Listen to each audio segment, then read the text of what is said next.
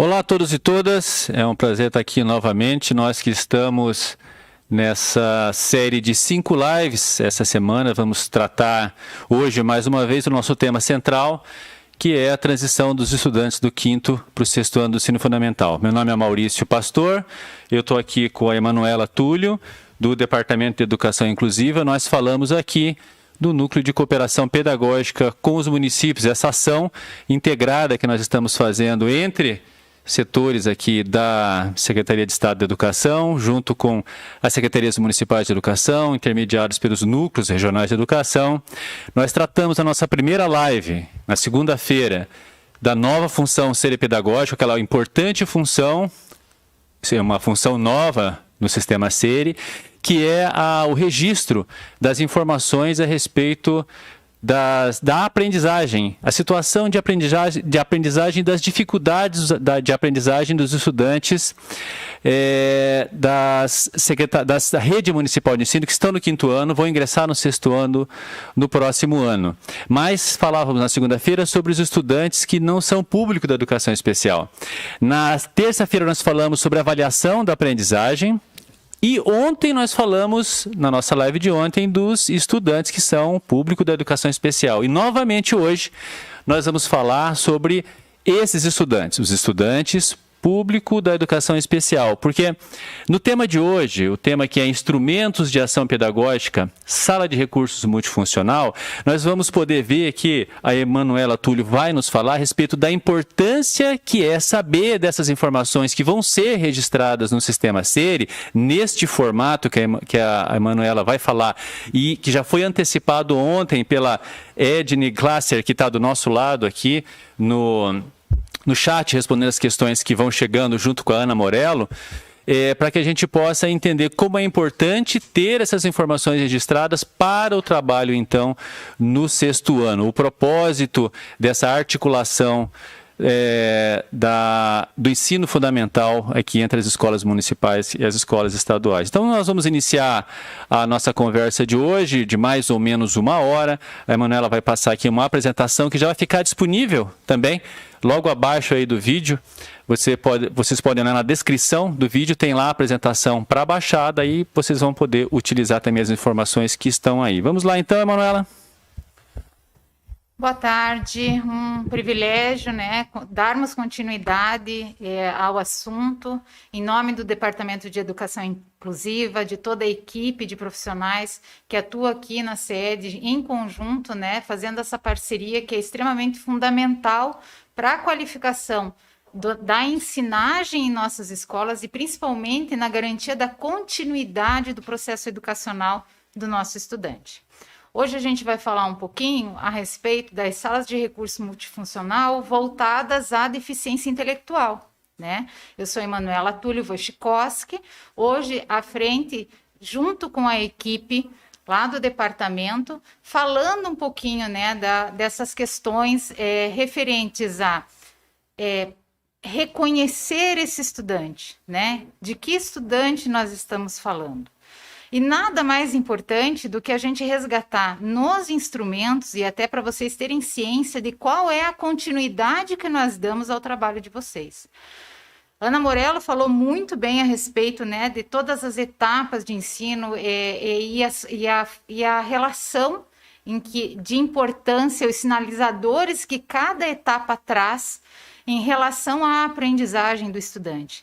Quais são esses sinais que nós devemos estar atentos, que os relatórios devem contar e devem nortear o trabalho pedagógico no ano seguinte, porque assim como estávamos conversando, o estudante está em constante transição. Não é somente uma transição do 5º para o 6º ano, é uma transição do 1º para o 2º ano, do 6º para o 7º, ou seja, o estudante a todo momento, ele está em processos de transição em diferentes esferas da sua formação. A acadêmica é uma delas, porém a acadêmica compreende também as questões afetivas, as questões psicomotoras, as questões sociais, ou seja, se a gente pensa numa educação realmente inclusiva, ou uma educação para todos, independente daquele aluno que tem ou não deficiência, e considerarmos que cada um tem um estilo de aprendizagem, que metodologias são assertivas para alguns, mas não para todos, e que nós temos que realmente, enquanto educadores, alternar e perceber o poder educacional que nós temos na diversidade que atendemos, isso é fundamental para a continuidade dos processos educacionais. Hoje eu vou mostrar um pouquinho para vocês quais são os instrumentos que nós utilizamos na sala de recurso e por que é tão importante a estruturação com dados relevantes num relatório de rendimento escolar. Quem me conhece já sabe que eu falo que quando nós falamos de um relatório de rendimento, eu sempre digo que é um ato de delicadeza, porque nós estamos falando a respeito do que se sabe e muitas vezes pontuando coisas que o estudante não sabe. O que o relatório não nos conta muitas vezes é por que o estudante não sabe e quais foram os encaminhamentos pedagógicos que foram ofertados a esse estudante em termos de estratégias para que hoje ele chegasse na condição que ele está, ou minimizasse a condição que ele está. Muito além da deficiência, independente de qual ela for, é preciso que nós, educadores, e a escola e comunidade escolar estejamos atentos às barreiras que são realmente impeditivas para a aprendizagem. E barreiras podem estar nas questões metodológicas, podem estar nas questões sociais, podem estar nas questões que são desafios do próprio estudante lidar com as próprias limitações que tem, né? Seja ele na sua questão de atenção, às vezes a autorregulação da sua atenção é um impeditivo. Às vezes a linguagem utilizada pelo professor pode se tornar um impeditivo. E o porquê da importância de utilizar metodologias realmente assertivas quando se conhece o estudante. Quando falamos na educação especial e principalmente no estudante, que nós vamos elencar hoje, né, que é o nosso foco hoje desse nosso bate-papo, o estudante com deficiência intelectual, que exige de nós um olhar que já vem desde os anos iniciais. Quais são esses indicativos, né? Ontem a professora Edne colocou muito bem para vocês a questão daquele quadro que eu acho que é importante nós sabermos quais são as diferenças entre uma deficiência, o que é um comportamento, às vezes uma dificuldade que é transitória, mas independente o estudante passa por processos distintos de aprendizagem. Não à toa, uma forma só de ensinar jamais vai atingir a todos.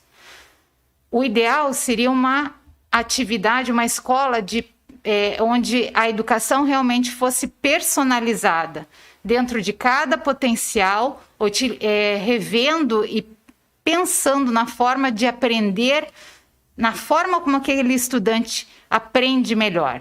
E nós irmos nos adequando ao estudante, às respostas que ele vai nos dando. Essa escola é ideal, né? Seria ideal. Hoje ela é possível? Não, mas dentro das salas de recurso existe uma possibilidade, porque esse estudante, ele é não somente atendido de forma personalizada e individual, assim como é trabalhado de forma coletiva quando em grupos e equipes. Essa possibilidade educacional nos permite conhecer o estudante, reconhecer quais são os potenciais, nos permite engajar. Eu acho que a palavra do colegiado hoje é engajamento, porque o aluno não é só meu, não é só seu, ele é nosso, né? O estudante que vem do processo de transição do 5º ano para o 6º ano é um estudante da rede. E independente de qual fase, qual etapa ele esteja, ele é responsabilidade educacional de todos nós. Todos nós passamos pela vida desse estudante.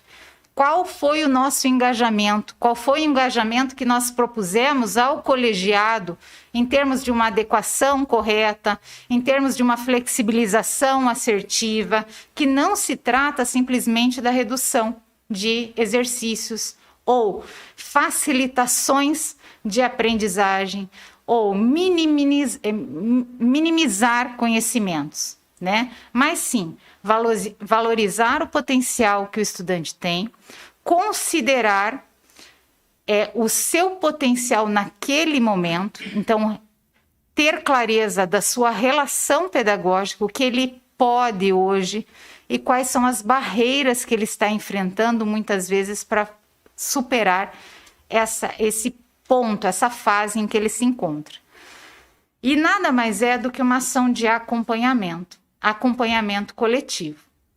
Então, os nossos instrumentos, eles começam a organização, né, do trabalho pedagógico dentro das salas de recurso, né, que são da rede estadual de ensino. A partir do 6º ano, o estudante ele será acolhido, né, sabendo que nós temos toda aquela transição, muitas vezes, de colégio, né, essa transição de espaços, de conhecer novas pessoas, de se adequar a um novo formato de ensino, no sentido de ter mais disciplinas, de estar passando realmente por um momento de transição, muitas vezes pertinentes à própria pré-adolescência, à adolescência, ou seja, são vários os fatores que podem estar sinalizando possíveis barreiras, possíveis impeditivos e que a gente precisa ter atenção.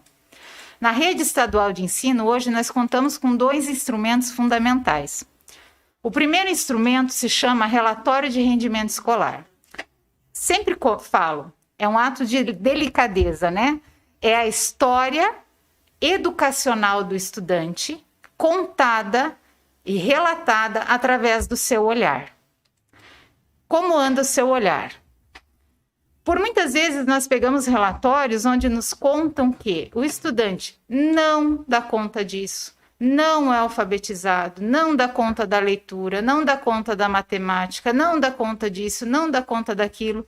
Em compensação, quando a gente pega esse relatório, que muitas vezes a gente acha que não diz nada, mas ele diz muito, né?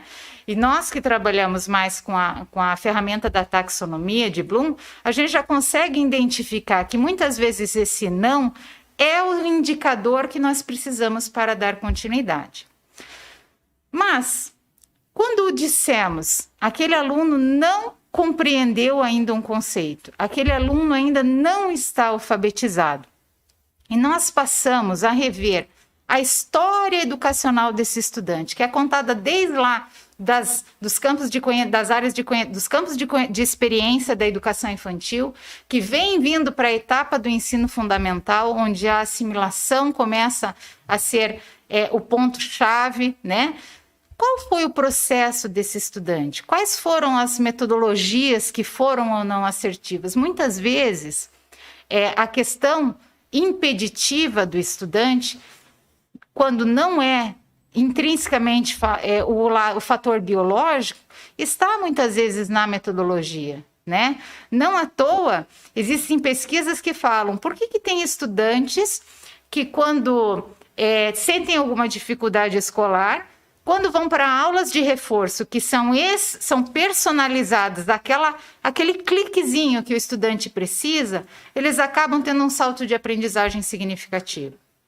A sala de recursos, ela prevê isso. Qual é o salto? Qual é o clique que nós podemos dar naquele estudante, seja no campo afetivo, psicomotor ou cognitivo, em termos de habilidades que possam vir a disparar e resgatar por muitas vezes a sua vontade de aprender. Então, nós nos preocupamos em que um plano e tanto o relatório que vocês nos encaminham, né, nesse processo de transição, quem é esse estudante? Qual é a identificação desse estudante no SERI? O que ela diz a respeito de características que o estudante pode ou não apresentar, mediante ao contexto que ele tem, as vivências que ele teve, as oportunidades que ele teve, o meio cultural que ele tem acesso, ou seja, tudo é influência, né, para o processo de aprendizagem. Então, o relatório ele nos diz isso. Para quê? Porque ele vai basear o plano de atendimento educacional especializado, que nada mais é do que a ação personalizada frente não somente ao estudante, mas em parceria com a família e o colegiado. Quem são esses instrumentos, né? Onde nós podemos encontrar? Quem tiver interesse, nós temos 2 instruções, né? Nós seguimos, na verdade, a orientação 04, ela vai trazer para vocês os instrumentos como eles estão postos. Eu sempre reforço. Existe instrumento ruim? Não, não existe instrumento ruim. Mas a qualidade do instrumento, ela vem a partir das informações que nós priorizamos colocar. Quais são as informações relevantes que vocês colocam nos relatórios de rendimento escolar? Quais são as informações relevantes que vão sinalizar a continuidade do processo, né? Quando nós trabalhamos com a educação especial, uma tendência é sempre começar a partir do zero. Então, como se o estudante não é alfabetizado, há anos nós acompanhamos aí planos de atendimento que há 8 anos ele parte da mesma premissa de que o problema está na alfabetização. E que uma vez alfabetizado, todas as outras barreiras e impeditivos sumiriam como um passe de mágica. Em compensação, eu deixo de desconsiderar as áreas potenciais desse estudante. Então, ele tem uma excelente oralidade, que eu poderia estar qualificando, suas relações sociais, elas poderiam estar sendo qualificadas, a sua visão a respeito de si mesmo, o seu potencial para o aprender, o seu interesse para aprender estaria e tem a possibilidade de ser resgatado. Nós sempre falamos, sempre traçamos, quando falamos em plano de atendimento, pensar qual é a mentalidade que o estudante traz. É uma mentalidade fixa, onde ele acredita que o esforço não vai resolver os seus problemas de aprendizagem? Ou é uma mentalidade de crescimento, que sim, vai exigir esforço do estudante, mas que ele não está só, que ele é reconhecido nos seus potenciais e a gente pode caminhar em construção de aprendizagens significativas e contextualizadas. Então, o plano traz isso. Então, a nossa ferramenta, ela vai trazer não somente esse olhar de vocês, né? O primeiro campo, para nós, ele é fundamental porque ele traz o resgate dessa história contada, como foi o fundamental desse estudante. Como é que o professor de matemática conseguiu ter acesso, dar acesso e permanência em relação aos conhecimentos que estavam sendo fundamentais para aquela etapa? Quais são os conhecimentos que nós vamos ter que resgatar? Quais são os conhecimentos que o aluno deveria ter, mas que ainda não tem, porque a nível de habilidades ele ainda não possui a condição para dar uma resposta acadêmica? Esse olhar é muito claro. Então, o primeiro campo do nosso plano, ele vai contar isso, é essa trajetória, né? E do ensino fundamental etapa 2 em seguinte, da mesma forma. Qual é essa trajetória? Qual a trajetória do 6º para o 7º, do 7º para o 8º ano? Né? E assim por diante, para que nós tenhamos a garantia da continuidade. Então, nós não partimos do que o estudante não sabe, nós partimos, parece simples, né, falarmos, né, partir do conhecimento do estudante. Isso é fácil, é de ser falado, mas na prática, partir do que o estudante sabe, às vezes pode ser um grande desafio na hora de uma mediação de qualidade, na hora de introduzir um conhecimento, né? Ontem eu conversava com a minha filha, que também faz magistério, e ela trouxe a seguinte informação para mim. Eu falei, filha, eu vou usar esse teu exemplo na web, porque ela diz muito a respeito do que nós estamos falando. Ela está fazendo estágio na educação infantil, na etapa dos 5 anos, né? Que é o infantil 3, né? Provavelmente. O pré que antecede a alfabetização, ao ensino fundamental. E eles pretendiam fazer uma história, né? Simular uma história. E foi utilizada realmente essa palavra, simular. Nós vamos trabalhar uma atividade de simulação. A simulação era uma simulação de incêndio que estavam trabalhando naquele dia. E o aluno começou a se desesperar. Meu Deus, a escola está pegando fogo, né? E a professora já de imediato falou, não, isso é uma simulação. E o menino se desesperou mais e começou a falar, eu quero falar com a minha mãe, liga para minha mãe, eu preciso sair daqui. Na verdade, essa sensibilidade, ela partiu até da minha filha. Você sabe o que é simulação? Simulação é um faz de conta. É faz de conta que se estivesse pegando fogo, nós precisamos saber um caminho, um roteiro, para que todos possam sair em segurança. Isso é simulação. Isso é um faz de conta. Nesse momento, a criança parou. Então nós vamos fazer uma brincadeira de faz de conta? Sim. Mas isso poderia estar acontecendo? Sim. E nós precisamos manter a tranquilidade para que todos possamos sair em segurança. Então, quando nós falamos da educação especial, isso me remete muito. Às vezes, quando falamos em flexibilização, né, o verbo que você utiliza, a ação que você pretende disparar no estudante, às vezes não é conhecida por ele. Né? Identifique, resolva, classifique, resuma, analise, aplique. Por muitas vezes o estudante ele está aprendendo a identificar, a se identificar enquanto sujeito dentro de uma turma. E ele não está a nível ainda de se relacionar com os conhecimentos. Palavras são disparadores. Uma criança que nunca teve uma experiência, uma vivência com a palavra simulação, não tem como resgatar na memória qualquer coisa que seja similar àquilo que estamos falando. Isso é contexto. Quando falamos que partimos do que o estudante sabe, é justamente isso. O que ele sabe a respeito daquilo que se pretende ensinar. E é com base naquilo que ele sabe que nós podemos mensurar ou propor uma adequação curricular possível a esse estudante. Vamos lá para a ferramenta que a gente tem. Temos o relatório de vocês, pegamos as informações que são pertinentes. Qual a nossa segunda etapa? Chamar essa família. Portanto, no relatório, sempre é importante também contar qual é o envolvimento que essa família teve, qual foi a participação que essa família teve, como eu posso contar com essa família. Para o estudante com deficiência intelectual, é muito importante que ele saiba o que os espaços esperam dele. O que o professor lá no turno espera desse estudante, o que a família vai nos auxiliar, e muitas vezes nós precisamos trabalhar sim com a família nessa questão de resgatar, porque por muitas vezes ela já foi muito machucada em ouvir o não saber dos seus filhos. E vai passando, o estudante não é alfabetizado e ele vai passando, chega num momento que a família, ela também fica descrente das próprias potencialidades do estudante. Então, às vezes, nós precisamos resgatar essa família, né? Dizer a ela, nós somos os especialistas.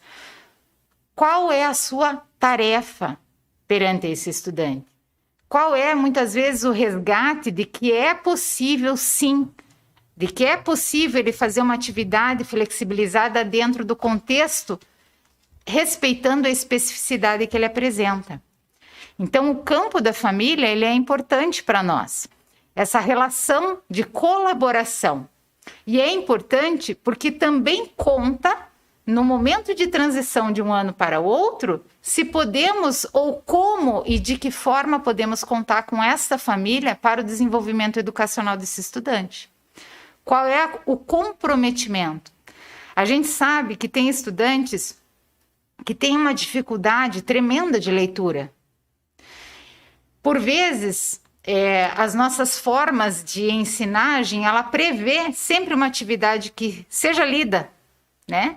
E se esse estudante não tem auxílio de alguém que tenha a atenção em ler a tarefa com ele, em acompanhar a tarefa com ele? Eu avalio o estudante pela condição que ele não tem, porque a tarefa exige já como premissa uma condição que ele não tem, que é a de leitura. Então, quais são as estratégias que nós utilizamos? Por isso, o relatório é um ato de delicadeza, porque ele não conta somente as respostas do estudante, mas por muitas vezes ele conta os encaminhamentos que foram assertivos ou não frente àquele estudante. E os encaminhamentos são nossos. Quando falamos em objetivo... Gente, eu vou tirar a máscara aqui, só estou eu, para poder conseguir respirar melhor. tá?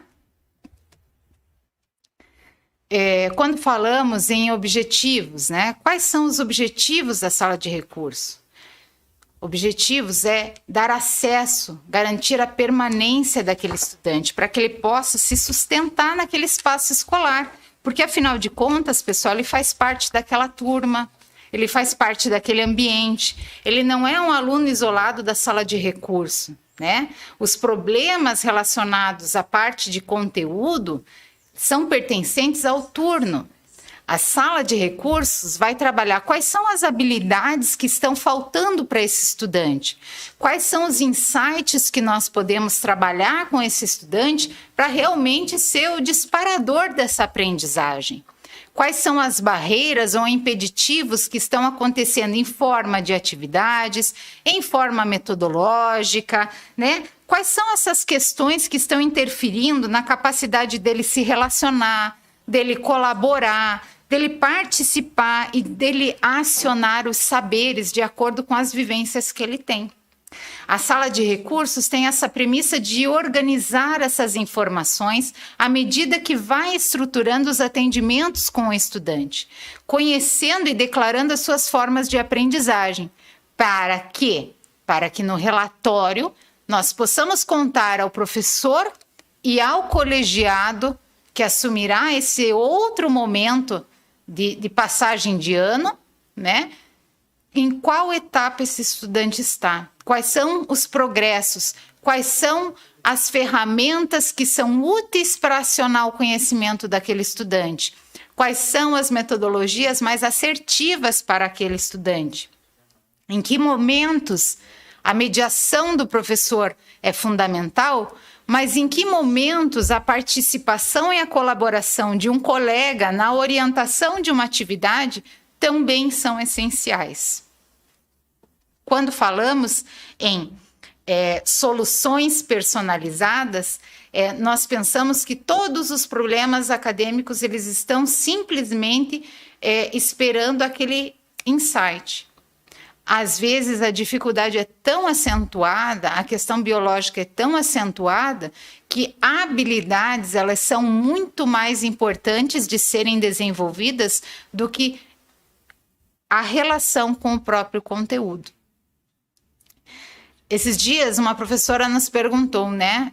Puxa, se tivesse mais tempo, né? Nós sabemos da questão da temporalidade, nós já falamos a respeito disso, né? Das dificuldades de adaptação que esses estudantes têm, que eles têm um tempo maior para sua aprendizagem, que eles vão ser mais dependentes em alguns momentos, sim, que eles vão evitar certas atividades e que eles tendem a imitar muito o colega, por vezes pela falta de criatividade, porque ele não teve aquela vivência, né? Então ele acaba imitando uma ação, que eles vão ter um tempo maior para serem alfabetizados, mas que não é um impeditivo, mas nós precisamos avaliar em qual momento esse estudante está, né?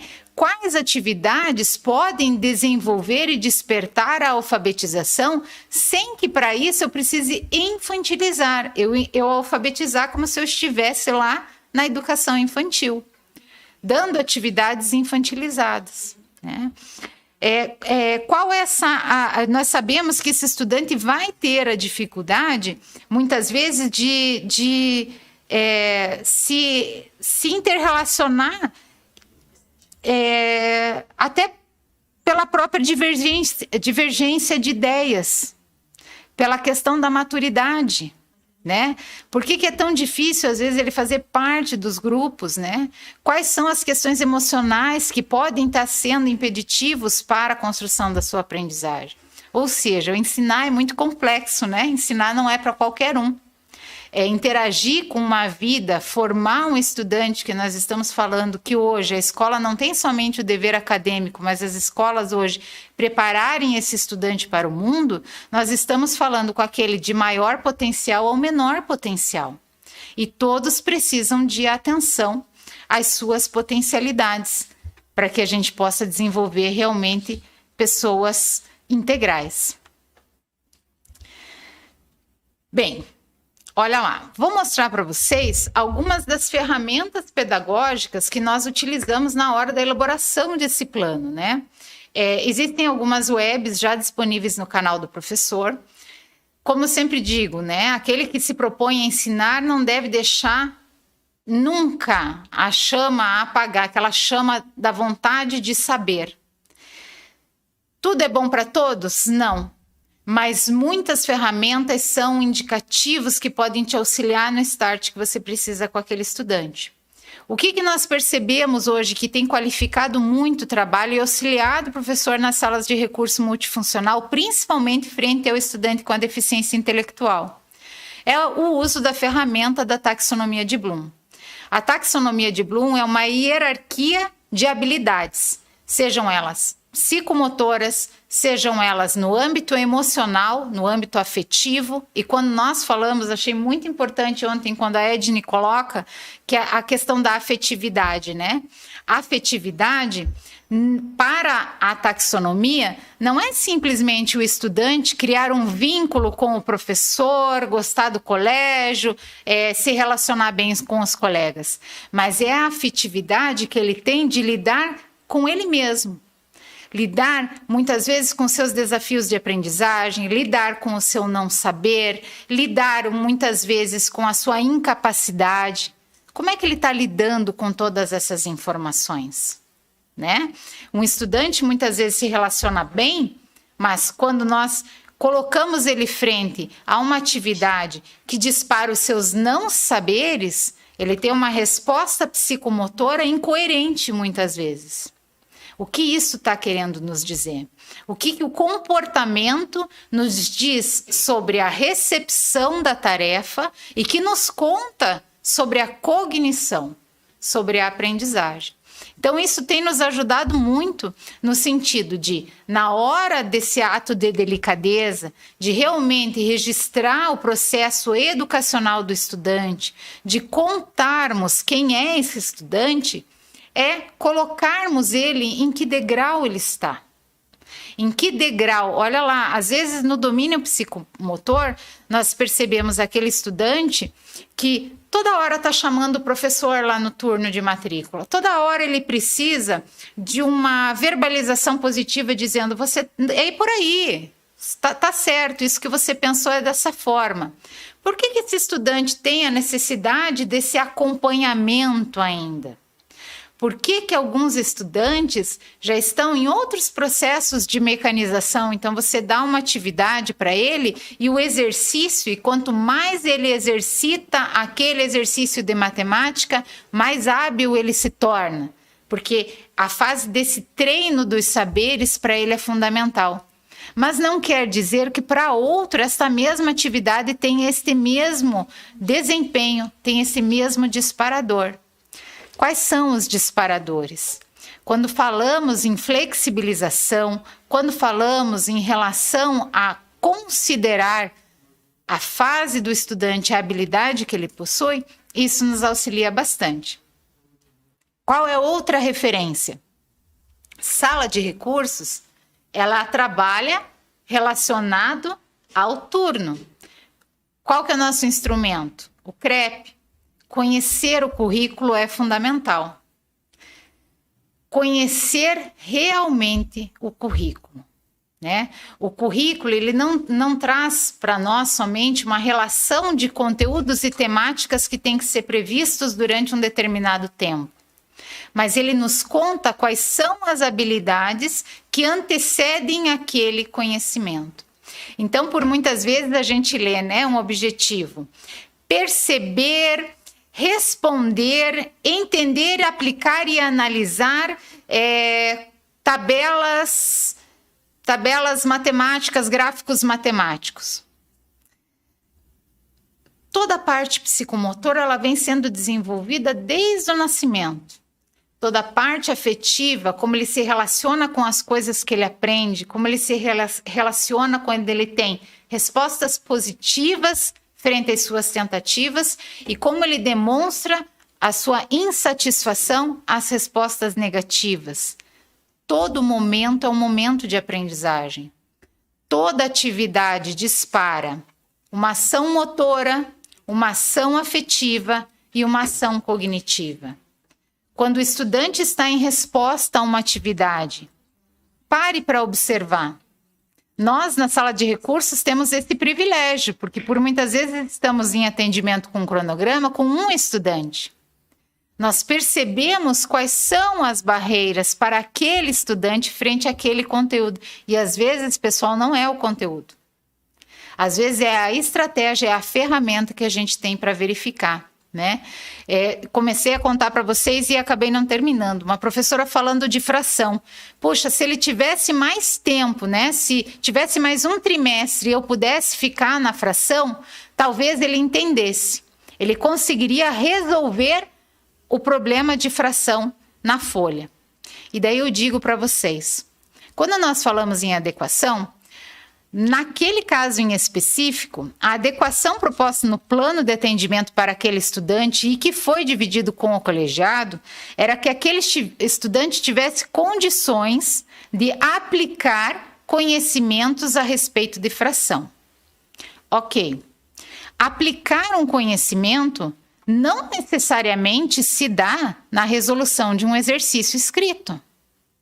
Aquele estudante poderia ter tido a possibilidade de ser avaliado aplicando onde ele utiliza a fração no dia a dia.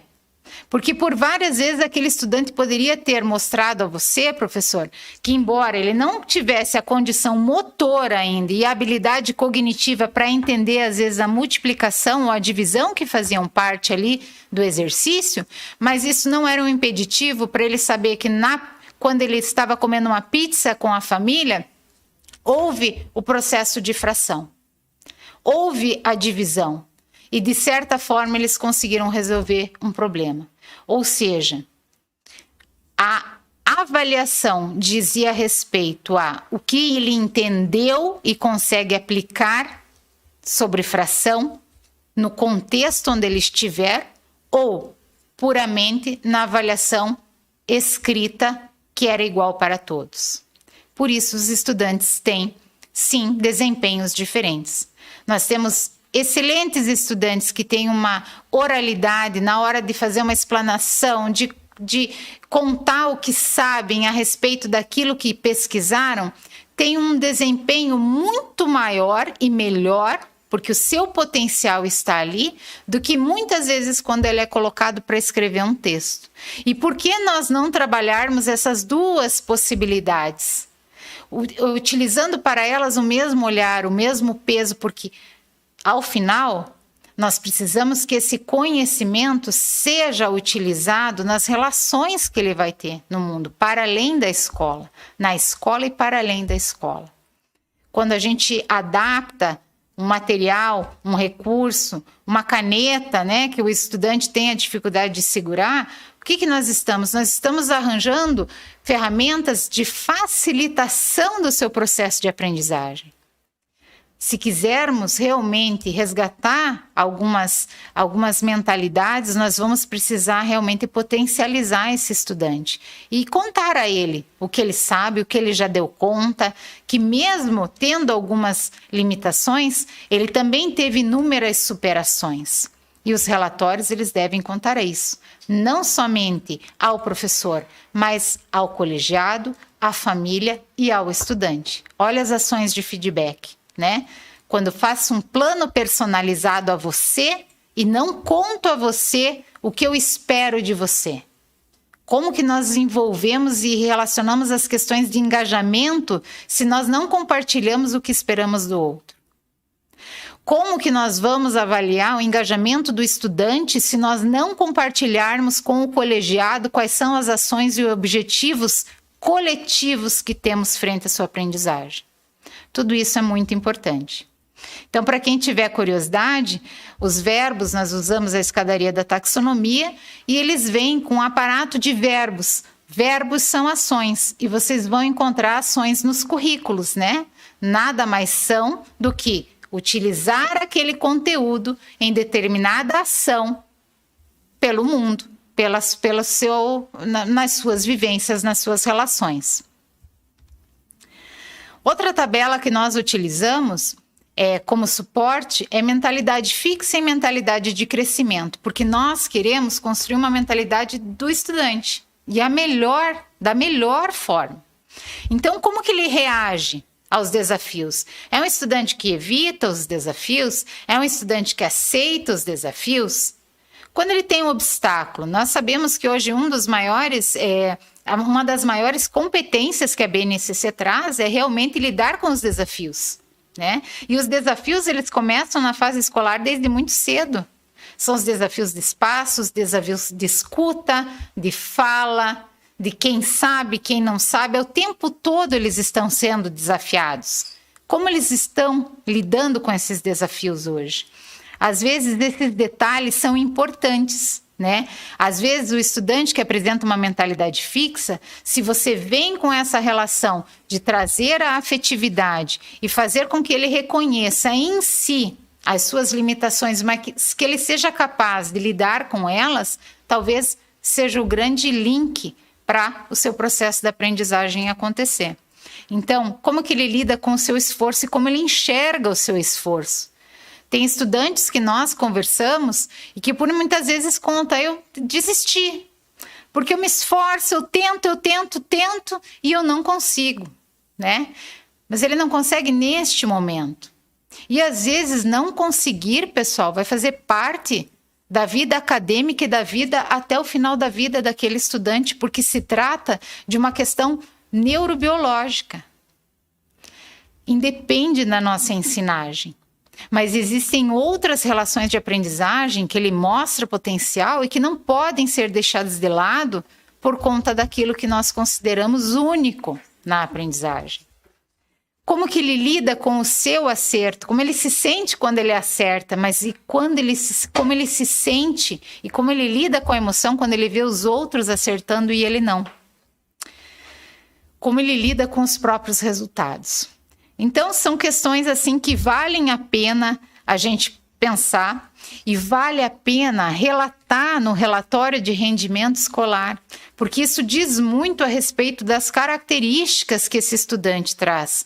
Traz muito da história que esse estudante trouxe para si no seu processo de aprendizagem para a etapa que ele está trazendo. E nós precisamos considerar todas essas informações somadas aos novos desafios que virão no 6º ano, no 7º, no 8º e assim por diante.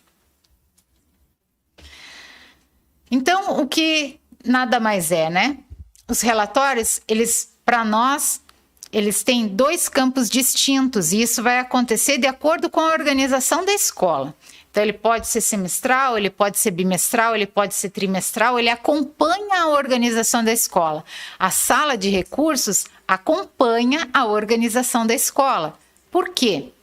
Porque se eu tenho uma escola que trabalha com o currículo de forma trimestral, o professor da sala de recursos, eles têm em conjunto objetivos dentro daquele trimestre. Eu não posso trabalhar semestralmente o que o estudante precisará ter resposta no trimestre. E não é reforço, pessoal. Muitas vezes a gente fala, puxa, a sala de recursos, ela agora vai ter que dar conta do conteúdo? O conteúdo de português, de matemática, cabe ao professor que é especialista naquela área, o professor que é formado na língua portuguesa, o professor que é formado na matemática. A nós é darmos o suporte de cognição das habilidades que são fundamentais para que aquele estudante possa compreender, considerando a sua especificidade e mesmo assim dar um retorno frente àquele conteúdo. O tema é o nosso disparador para acionar as habilidades.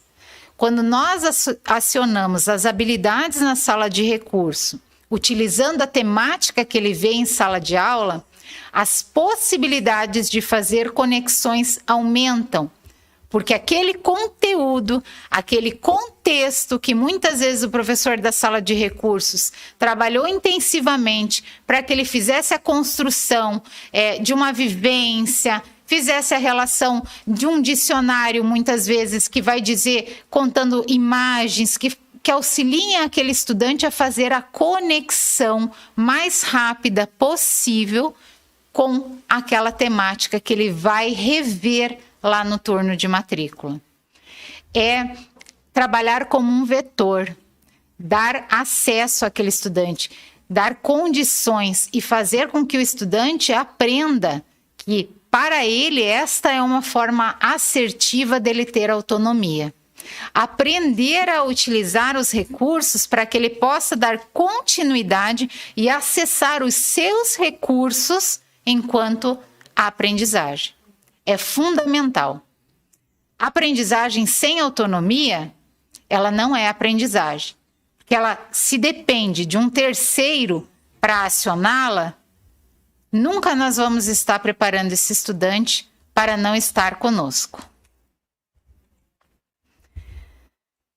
No nosso relatório, nós temos 2 campos. Então, o primeiro é contar, né, de que forma que esse estudante, nós adequamos os objetivos, nós trabalhamos a questão das habilidades, nós trabalhamos estratégias, compartilhamos estratégias com o turno, contamos o que é mais assertivo para aquele estudante e na hora do conselho de classe nós vamos verificar quais foram os resultados, como que aquele estudante levou aqueles conhecimentos, aquelas habilidades que nós trabalhamos de forma autônoma ao turno de matrícula e como ele se desenvolveu. Qual foi o seu desempenho em utilizar essas habilidades que nós trabalhamos, que nós reforçamos, que nós ensinamos, que muitas vezes nós fizemos de forma acompanhada, né? Nos momentos que foram necessários, que nós fizemos de maneira de deixar o estudante lidar com a habilidade de forma isolada para sabermos o que ele estava se apropriando e de que forma ele se relacionou, de que forma ele levou essa aprendizagem ao turno, quando ele foi avaliado dentro das expectativas que tínhamos já traçado em conjunto. No segundo momento, tendo em vista o resultado, o desempenho desse estudante, o que nós, enquanto colegiado, vamos dar continuidade. O que foi assertivo para esse estudante que deve ser continuado no trimestre, no semestre ou no ano seguinte? O conselho de classe diz respeito a isso. O que faremos pelos nossos estudantes no ano seguinte? O que faremos pelos nossos estudantes no trimestre seguinte? Quais são os encaminhamentos assertivos? Quais são as metodologias ativas? Quais são as formas de ensinagem que nós trouxemos? Quais foram as possibilidades de verificar a aprendizagem que foram consideradas e válidas, que fizeram a diferença na vida do estudante? É trazer isso, né? Porque o plano, pessoal, plano e relatório, ele vai falar de possibilidades, né? O que a gente está apresentando para o estudante poder aprender? Nós sabemos que tem professores que usam da explanação em todas as suas aulas. Mas nem todos os estudantes se apropriam do conhecimento simplesmente por ouvir. Nós sabemos que tem professores que utilizam textos, né?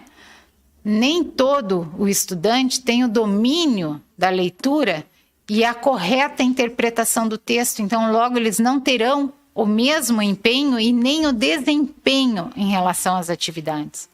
E por que nós não variarmos essas formas para atender a todos, né? Então, horas eu vou usar vídeo, horas eu vou utilizar jogos, horas variar a metodologia. Né? Variar para eu poder, na hora de relatar aquela aprendizagem do estudante, eu ter a certeza que eu verifiquei de formas diversas se realmente houve aquela aprendizagem ou não. Uma ferramenta única, muitas vezes, não nos conta isso. Por isso que a educação é processo, né? Relatório e plano nos conta como é que esse estudante aprende. Eu acho que essa é a maior sacada da educação especial. E não só contar aos outros, contar ao colegiado como ele aprende, mas contar a ele e ele tomar posse disso. Eu aprendo dessa forma e poder utilizar a forma, né? Como ele se apropria melhor dos conhecimentos. Deixar ele utilizar isso com autonomia, quando ele já tiver condições. E a gente conseguir, de forma acompanhada, desenvolver isso com ele, junto com ele, amparado com a família e com o colegiado, quando ele ainda não tem condições. Ou seja, diversificação. Como o estudante aciona o conhecimento de acordo com a vivência que ele tem. E a afetividade e o psicomotor, né? Tudo que faz sentido motiva. Tudo que tem sentido nos motiva. Sempre falo, né? Quando você tem interesse em aprender algo, por que a gente não se sente incapaz quando existe o interesse? Quando a sua curiosidade, quando a sua vontade, né? Quando a sua atenção está para aquela aprendizagem. E o maior desafio da educação como um todo, para os estudantes com deficiência ou sem, é realmente promover essa ação do querer, esse disparar, esse despertar do conhecimento. Deixo para vocês aí no material, então, essa relação, né? Reforço, coloquem informações relevantes, contem para nós em qual etapa do processo, o que fizemos por esse estudante até aqui e de onde podemos partir. Quais são as informações que nos levam a partir dessas informações? Então, nós temos que garantir do 5º para o 6º ano, com toda essa dificuldade que o estudante encontrará em se adequar, em se adaptar aos ambientes, aos formatos, às vezes até a diferença, né, de sair do espaço físico e se movimentar nessa escola nova, nós temos que garantir a continuidade dos processos e não o reforço às suas inabilidades. Então, seria essa a nossa contribuição para todos vocês hoje.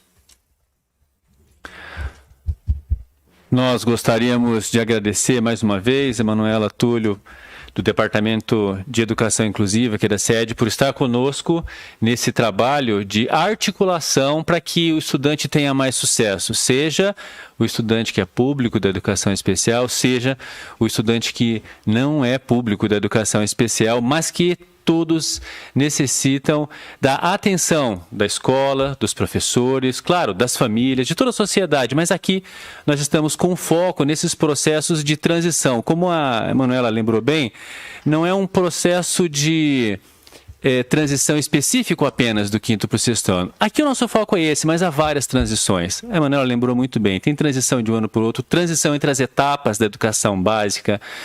E aqui, no dia de hoje, o foco foi principalmente as questões que são importantes serem colocadas neste relatório já conhecido, já orientado pelo pessoal da educação especial, que é para aqueles estudantes que têm laudo.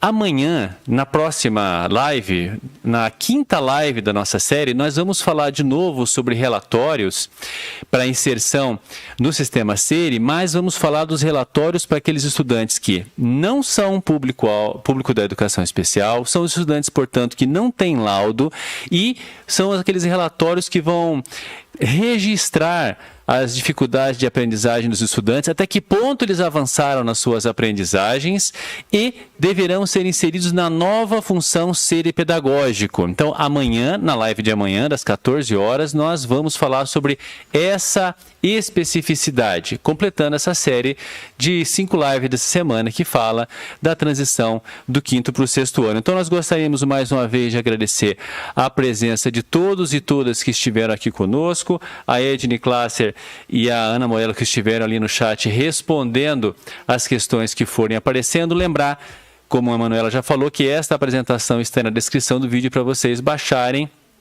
e utilizarem, verificarem ali o que foi dito aqui na nossa live, quando quiserem relembrar. E, Emanuela, muito obrigado por estar aqui conosco. Nós vamos nos despedindo agora, né?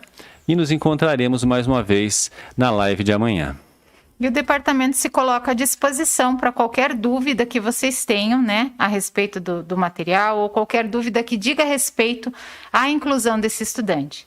E uma mensagem, né, o processo de inclusão ele só acontece quando o olhar e a ação de todo o colegiado frente a cada estudante com deficiência ou sem se fortalece, se alinha e se complementa. Uma boa tarde a todos. Muito obrigado.